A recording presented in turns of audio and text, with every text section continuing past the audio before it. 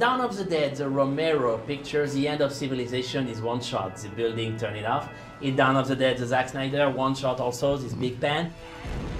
It's already 6 episodes. Yeah. How do you build up on that?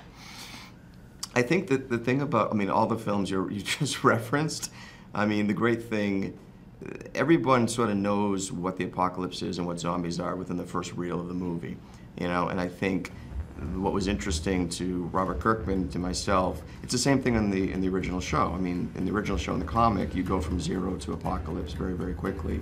So for us, one of the major differences, we wanted to filter the story through a family drama first and see all their problems, and then really explore the process by which you would come to terms with an apocalypse like this. I think in reality, it wouldn't happen that quickly. You would have to, you don't immediately assume, okay, that person's dead, I have to kill them. I think our characters go through, Alicia does as well, you can speak to it. It's a much more interesting sort of psychological understanding. And it's a slow burn. You don't automatically recognize someone who's sick as like, oh, they're a zombie.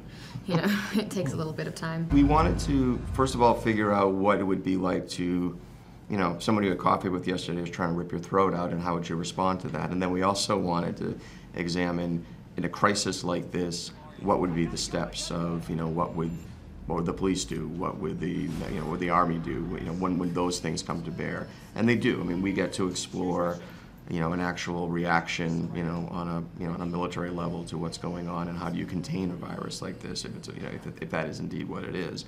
So I think and we also decided, we set the show in a very blue-collar part, a very diverse area in Los Angeles, because we didn't want it to be, we wanted to have the urban backdrop, but we didn't want to see the Hollywood sign, we didn't want to see Griffith Park Observatory, and it's very much an East LA. And the part we were filming into is one of the oldest parts of LA.